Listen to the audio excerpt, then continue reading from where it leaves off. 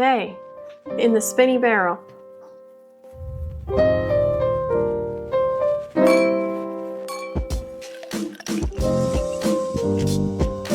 That was so today on the barrel-esque.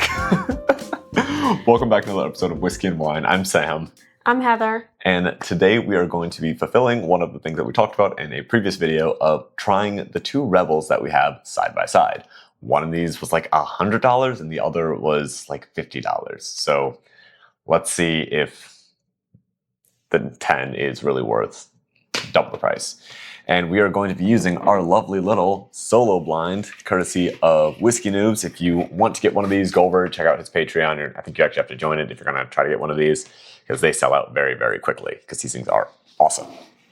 Obviously, we don't need to do a true solo blind, but it's what we're going to do anyways, because it's kind of fun. You guys get to see it right in front of you. So Heather is going to pour the Rebel Distillers Collection, which is going to be a roughly 6-year, 113 proof bottle of whiskey, and then I'm going to pour the Rebel 10, which I got from Kentucky Bourbon Fest, and we are going to set them across from each other so that no matter the two that we pick that are side by side, we are going to end up getting... This will be the 10. Yes.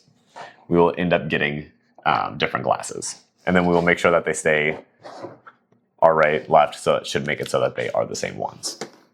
Keyword being guarantee all the things we're going to do. I'm going to make sure we do them this time. It's so much fun. Aha. Completely randomized. You don't know and we don't know. All right. So hang on, and then you're going to rotate like this. Way. Yep. So left is left. Just your and right. Right is right. Stage left, everyone. All right. So again, what we were trying to figure out is which one of these is actually better, and we'll give you like which one we think is truly better as just like a taste profile for us, and then we're also going to talk about just the general quality of the whiskey. Is one really that much more substantially just better? So let's dive in. I think this smells kind of fruity. Like this. I would say overall like a mildly fruity. This smells like berry cream. Yeah, I would say I get the cream. I feel like there's a sense of corn. I mean, yeah, there's the basic bourbon note. But you don't always like get the malty corn. You know, I feel like there's a little bit of something. That dusty corn note is in there. Yeah, yeah. All right.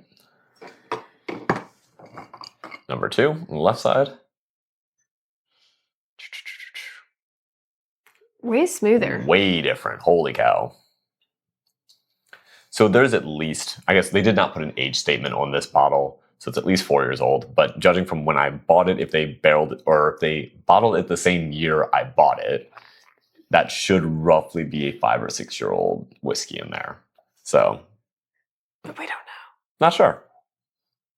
Again, that is the Distillers Collection. You can only get it at the distillery. It smells weird. It's like a herb. Yeah. It's overall much smoother in the nose. It smells oakier. That's fair. At first thought, I think this one is probably going to end up being the 10-year just by getting hit in the face with oak. Like those really hard vanillas, or I shouldn't say hard vanillas, but like just bursting with... I'd honestly say the color's pretty similar between... Oh yeah, there's like barely a difference. It's like a candy note on that one too. All right. Cheers. Just leave me hanging.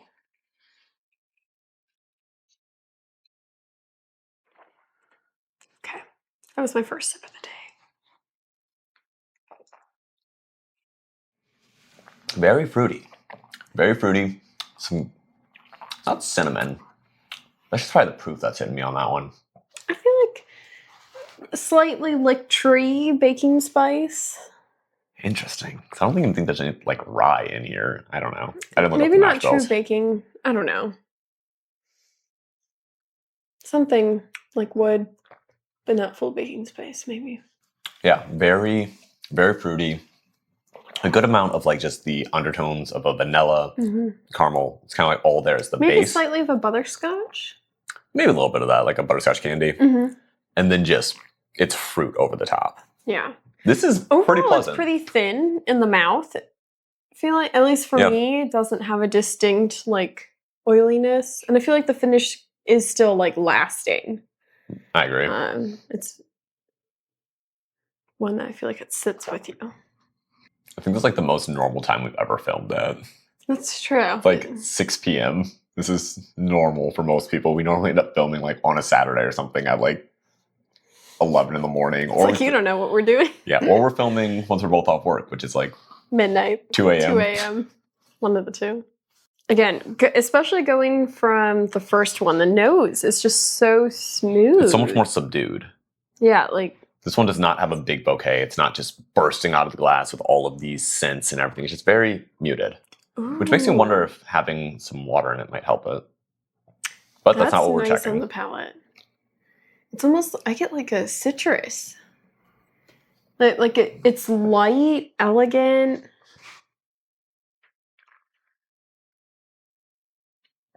Light is not the word I would use. Really? This thing is viscous. But like the flavors, like the feeling is a viscous. Yeah. But compared to the other one where we're like, oh, maybe it's baking spice, maybe it's, it's much more like there's like darker flavors. Like this one is much lighter flavors. I feel like this one is much more one-dimensional. That's fair. I didn't feel it change. It was the same from front, mid, all the way back, and all the way to the finish. And the finish was kind of short on this one too. It is the shorter finish, which is odd because like you can still feel it, like the thickness and like the oiliness in your mouth, but like the flavor kind of fades. Just falls off, which isn't always a bad thing. I say my preference and length of finish depends on my mood and kind of like what I'm doing with the drink. Yeah, this is just very oaky. Yeah, like there's a lot of oak, a lot of caramel, a lot of vanilla. It just seems very one-dimensional. This seems like a relatively simple bourbon that's just been aged for a long time. In comparison to this one, which is much more floral. And like kicks you right away. Keeps kicking. So I definitely prefer this one. Right hand, glass one, whatever. I prefer this one a lot more. I like the floral notes that are coming through. I feel like you get those floral notes and then it kind of gives way to the base of all of that. Just vanilla, caramel, what'd you say? Not toffee, what was it? Butterscotch. Butterscotch, yeah. Gives way to the butterscotch. That's really nice. Versus this one, which is like thick, viscous, oily, vanilla, oak. Just boom. But it's just consistent all the way through. All the way through. It's the same thing. So I don't quite like that as much. And I feel like I want my whiskeys to be more than just one-dimensional. I feel like something that's one-dimensional like this is not that intriguing. I think for if I was just going for like a single sip, I almost kind of like the second one we tried on our left. You're right. Slightly better if it's just like, if I only had one sip of the night, I feel but no one just has one sip. But like if I'm sipping the whole Glencairn, I feel like then I like the first one. You want something interesting. Feels more interesting. Yeah, and again, even for the balance that we're talking about here. Maybe this one, if you give it a little bit of water, might open up a little bit more, and maybe that's what they kind of designed it for. I don't know. Can you get the water dropper down there? Water dropper. It's like so no water. I'm going to give you like 2 drops. I'm going to give myself like 1 drop. Actually, going to get 3. I'll take 2 because I have a little less than you do. And we're going to let that marinate for a hot second. So again, the reason we're doing this is not just to see which one of these should you guys be buying, but it's also just a really fun experiment about age. Seeing how something that ages a little bit longer is going to change. That's like grassy. Oh, I made it grassy. Oh no. So, but like also like spicy. We'll get to it. Okay, sorry, I'm excited. So there's that. Also, just wanted to mention one more time that we do have some other fun things going on. And if you guys want to ever see any of our giveaways, we're going to be working on some new shirts. We're going to have new whiskey bottles we're going to be giving away. We're going to be giving away maybe some wine gift cards, some wine merch, different things like that. Be sure to jump over to our Patreon if you want to check those out. Also pay attention to the shorts as well as TikTok, Instagram. We're all over there. Check that stuff out and we can get you guys some goodies there. So let's dive in. Heather's already gone for it. That is so different. Okay, it made it green, like very green. I don't know if I'd say grassy. Once I swirled it around more, I didn't get the grassy as much. I feel like it's almost like it's almost cola-esque now, and then like leaning towards like green pepper. I don't know why cola and green pepper are like similar in my head, but there is that in there. And then a little bit more of the graininess. After the water, I almost like it more than the first one. I don't know if I like it more. It changed It changed a lot. I do like how much more of the spice that brought out. Yes. It doesn't feel flat anymore. It feels like there's multiple flavors. So potentially, this was designed to be drank over ice, which is going to help bring out these flavors. I don't know what the distiller was trying to go for. Doing it as is, I prefer glass 1 for a sipping whiskey. If I was going to put this on ice, then glass 2, sure, it has some weight. But also, this one could be just as good. Not going to go into that one right now. But for as it is coming out of the bottle, I'm going to have to pick glass 1. You already said you like glass 1 more. I know. I just feel like it's being mean to glass 2. The 10-year. Oh my gosh. Okay. Shocker. So we like the 10-year more. 10-year more. The 10-year had more flavor. More flavor came out with more age. This one felt way more just one-dimensional. This shouldn't really be that much of a surprise.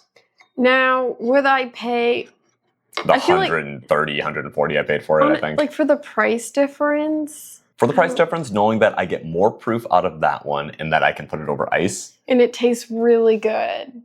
Did not see that one coming, not going to lie. I mean, I'm really surprised that the 10-year has more complex flavors. I thought that this one was going to be the 10-year because of all that oak and vanilla I got right off the bat. I guess it was really smooth. Yeah, like it just had this one got oak, spicier viscous, with age. Super viscous.